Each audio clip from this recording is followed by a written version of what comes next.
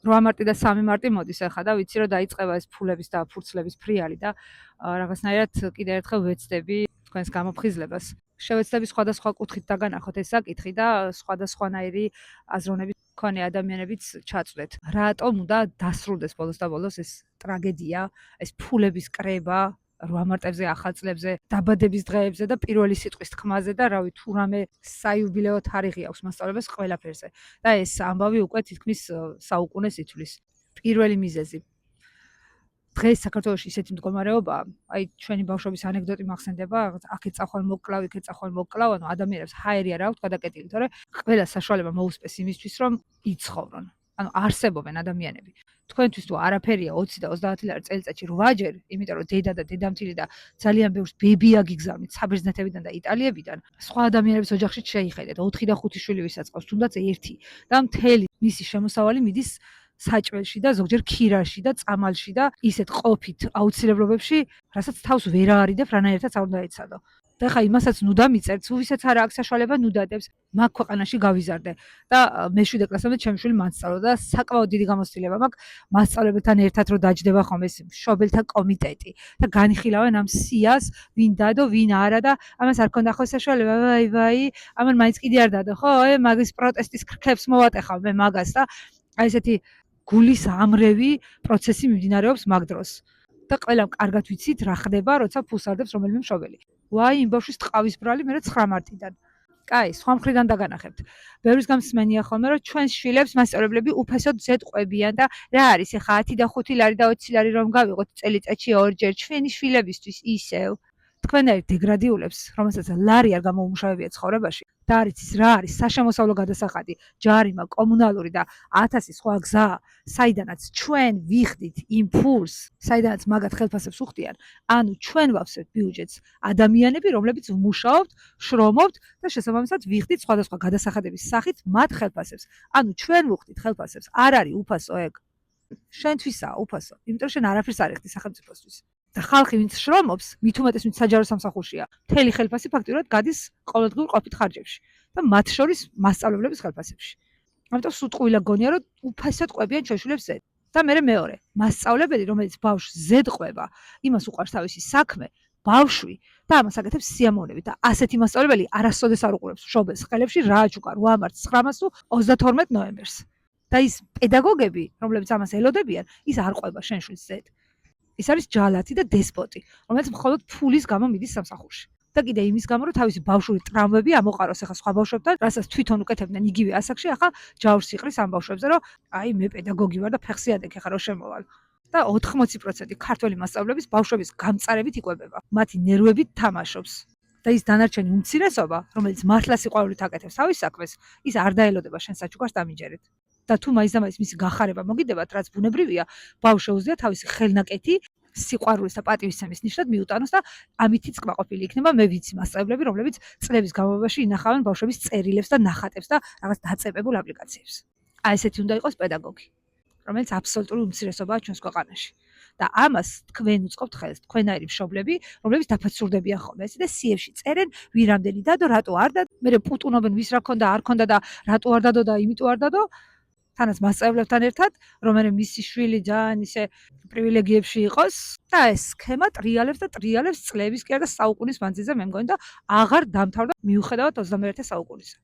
და ეს მშობელთა კომიტეტა ტიპები ძალიან ჩასასწავებულები რო ხართ პედაგოგებთან და თქვენ შვილებს რო ნუ 10-იანი ახლა ეს ძალიან ჩვეულებრივი ამბავია, აი ეგეთ მშობლებზე წერა ხა ვიდეოს. მაგრამ რავი, თქვენთან ლაპარაკს აზრი თუ აქვს საერთოდ ძალიან მეეჭვება.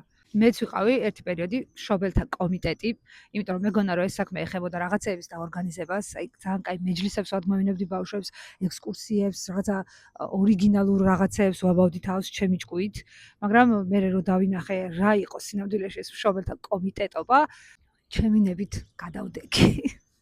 იმიტომ რომ მარაზმია. მე არასდროს არ მიჭირდა 10 და 20 ლარი ჩემი შვილისთვის, მით უმეტეს ერთი მყავდა მაგ პერიოდში. მაგრამ მე ვხედავდი ჩვენს რანაირი ადამიანები ცხოვრობენ და მათთვის მაგ 10 ლარის გაღება ბავშვებისთვის საჭმლის დაკლებას ნიშნავს და გარდა მაგისა სამართლიანობის გზნობა მაქვს მე მგონი ზენიტში და 10 კაცის ერთად აი იმიტომ ვერასოდეს ვერ დავეთანხმებოდი და ვერ გავწევრიანდებოდი აი მაგ რაღაც სექტაში მარტო იმიტომ რომ ჩემი შვილი იყოს კაი პონტში და 10-იანები ქონდეს ისე მოსული ჰაერიდან. ჯერ აი ეგეთი მშობლებიცაც გამკვირვებია. ახლა მით უმეტეს ამ ეპოქაში ყველაფერს აკეთებენ იმისთვის რომ დაადეგრადირონ თაობა. ან ყველა გზა გადაკეტეს, უნივერსიტეტებს აუქმებენ ხალხო და ერთი წელი მოაკლეს სკოლას და საერთოდ რას აკეთებენ განათლებისთვის და კიდე შენ შვილზე ხელოვნურად უწყობ ხელს იმას რომ მასწავლებლებს აჩუქო საჩუქრები და შენ შვილს კაი ნიშნები დაუწეროს არცოდნაში. დედობა გაქვს ჩამოსათმევი ფაქტიურად. კიდე ერთ მიზეზს გეტყვით. ჩვენს დროს 90-იანებში 9 ლარი ქონდათ მასწავლებლებს ხელფასი და 9 და 12 თვე ქონდათ გაყინული. და მართლა რითი იკვებებოდნენ და არსებობდნენ არ ვიცი. ამიტომ მაშინ ახლა მართლა თუ რაღაცა 2 ლარს და 5 ლარს ვაგროვებდით წელიწადში ერთხელ, ნუ კიდე შეარგოთ ღმერთმა და მართლა უჭირდათ და მართლა ჭირდებოდათ. და ახლა პედაგოგებს 2-ჯერ და 3-ჯერ მეტი ხელფასი აქვს, ვიდრე ძალიან ბევრ მშობელს, რომელიც ორნაბიჯში მუშაობს და დასუფთავებაზე მუშაობს და სახლებს ალაგებს და რაღაცა არაადამიანურ შრომას წევს იმისთვის, რომ მის შვილებს უბრალოდ საჭმელი აჭამოს. თორე ადამიანურ კვებაზეც და ცხოვრებაზეც არ ვსაუბრობ. საჭმელზე ვლაპარაკობ. და კიდევ ვიმეორებ, თქვენ სახლში რომ ამის პრობლემა არ დგას, არ ნიშნავს იმას, რომ სხვის სახლშიც იგივე ხდება. იმიტომ რომ ბევრ ადამიანს საქართველოში არც იმიგრანტი ყავს, არც არავინ დამხმარე და ცხოვრობს ჩვეულებრივი პატიოსანი შრომით და ჩვეულებრივი ქართული დღევანდელი ხელფასით. რომელიც არ ვიცი მოგეხსენებათ თუ არა, რაში უნდა იყოს ოჯახს. იმედია ეს ვიდეო რამდენიმე ადამიანს მაინც შეუცვლის შეხედულებას ამ საკითხზე და პედაგოგებმა კიდე ტყუილა არ დამეყაროთ აქ რაღაცა. მე ჩვენ გიждდებით ჩვენს ბავშვებზე და დიდი ამბავი ეხლა რომ რაღაცა ხანდახან პატივი გცეთ და თქვენიც ძალიან გამკვირვებია სიმართლე გითხრათ. აი როგორც სვლით თქვენს როგორც თქვენ უწოდებთ განათლებას რაღაცა კალგოტკაზე, კედლის საათზე და თუნდაც ოქროს ბეჭედზე. აი ასე როგორ ეცემით. ბევრი ღირსეული მასწავლებელი იყო 90-იანებშიც მართლა მშიერი დადიოდა სკოლაში და მაინც დადიოდა და მაინც აკეთებდა თავის საქმეს და არასოდეს არ მიჩერებია ვიღაცას ხელებში. ეგ კი არა და ბევრ სახლიდან საჭმელი მოქონდა და ტასაცმელები მოსწავლეებისთვის, იმიტომ რომ მართლა ღირსეული პედაგოგები და ადამიანები არიან ეგეთები. და დღეს პედაგოგებს საჭმლის დონეზე არ გიჭირთ. ხელფასებიც ნორმალური გაქვთ და 1-5-6 მოსწავლე ყოველთვის ყავთ კიდე კლასში, ვისაც ესე რაღაცას შეამჩნევთ ხოლმე, ცოტა კაი ბრენდები აცვია და მოდი ახლა ამას მოვამზადებთ მე თუ არა, ისე მაგის ნიშანს ვერ აწევს. და მე ეს პრუტუნია დედებით ოღონდ კაი ნიშანი დაუწეროს და თქვენთან მოვამზადებთ თუ შეიძლება მასწავლებელო. გაიღვიძეთ ხალხო, გაიღვიძეთ. 21 საუკუნეა. ისედაც ყველა პირობას გვიქმნის მთავრობა, რომ დაგვახშონ და დაგვაკონსერვონ და თქვენ ვეხმარებით კიდე ამაში. ამოიღეთ ხმა, ვისაც პროტესტი გაქვთ, ჩაწერეთ ვიდეოები, თუ თქვენ არ შეგიძლიათ, ეს გადააზიარეთ. თუ ლაპარაკი არ შეგიძლიათ, პოსტი დაწერეთ. ან პროტესტი გამოთქვით. მაგრამ ეხა 30 მეტი ჩარაში ერთი რო გამოთქვამს პროტესტს, ეგეც კარგად ვიცით, ყველა მერე ის როგორი ისტერიჩკა და კიდე რას უძახიან, პრეტენზიული მშობელია. და როდესღაც იქნება ჩვენს გვეშველოს და ვისწავლოთ რა არის ერთობა, პროტესტი და სამართალი. ეხა ვისაც ის აზრი გაგიჩნდებათ, ხო წავხედი ამერიკაში და ეხა მაინც დამშვიდდიო, მანდო მაგედან ნუ მოძღრავთო. რამდენიმე ადამიანმა მომწერა ხა ამ დღეებში ამ თემასთან დაკავშირებით და დაიწყესო უკვე სახელობითი სიების ჩამოწერა და ფულების კრებაო. აი ვინც სახელებს წერთ კიდე მაქსიაში და რომელი მასწავლებელიც ამას კითხულობს, ერთმანეთს ახლა გადასადუღებელი სულ. და საერთოდ თქვენ შვილის ღირსიც არ ხართ.